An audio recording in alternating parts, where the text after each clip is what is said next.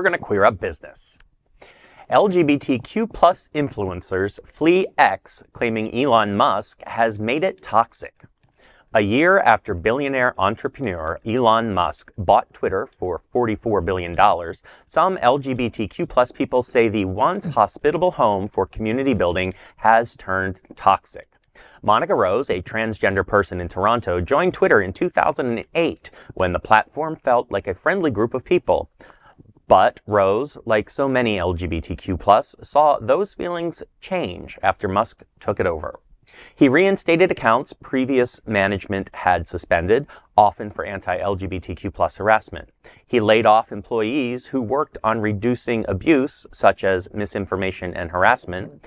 Then, Musk shared an anti-trans video, propelling it to more than 190 million views.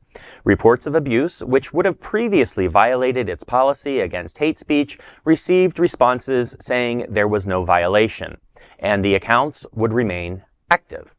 Eventually, Rose, like many LGBTQ+ people, have also abandoned the platform. I think we all kind of predicted that when he took over and changed it to X, it was dead. I don't think anything happened. And now he wants to make it X'd out. Yeah, and now he wants to make it a dating site. Like what? And a bank. And a bank. And everybody's going to Threads. I'm going to Threads. Are they though? I think they are. She doesn't mean you're close. Well, that doesn't mean... Who's she? Me? I'm a he. No, I'm sorry. I wasn't misgendering you. I was being campy. That's what I got. Here, let me get that shovel for you. 1 second. Yeah. Mm-hmm. I think it's interesting. The thing I find really sad is that Elon Musk has a trans child. Yeah. Yeah, it's they're estranged. I wonder why. Yeah. Can you imagine having him as a father? Like, can you imagine him being such a bad father that you're willing to eschew a multi-billion-dollar inheritance? No. Because you can't tolerate him in life? Imagine this, having Elon Musk as your father. Yeah, that's what I'm saying. He was so bad that his daughter is saying, I don't want anything to do with you. I don't need the money later in life. No, absolutely. No, just keep it. Yeah. Technically, Elon's broke. He puts all of his money into his businesses and borrows money to pay rent. Oh, it sounds like he could be president of the U.S. I'm happy to see people, though, stepping away from any kind of platform where you are not recognized and respected. And even if there's not a ton of people on Threads, great, then let's build that momentum towards it. We do need that space for kind of open discussion. But I mean, in my opinion, Twitter/X has really kind of always been built on a basis of arguments and bickering.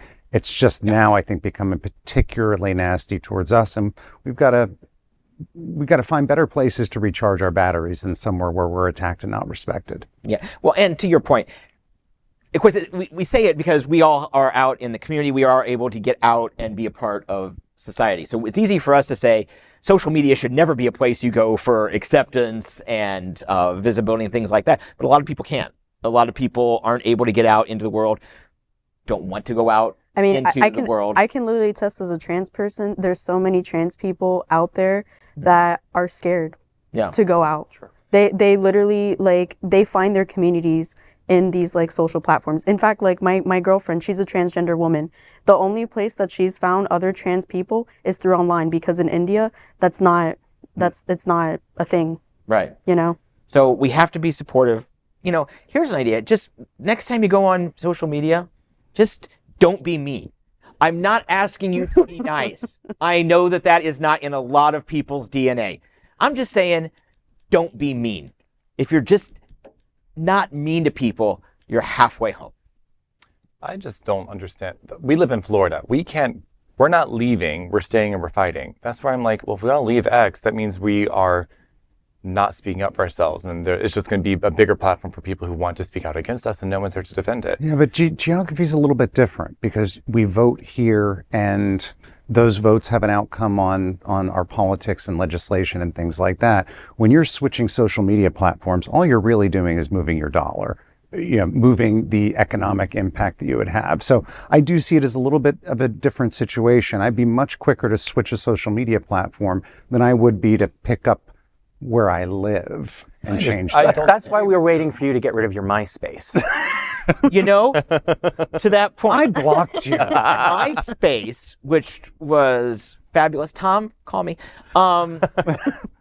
But that was usurped and passed by Facebook, and then there came Twitter and Instagram and Facebook, but Instagram, but all this stuff.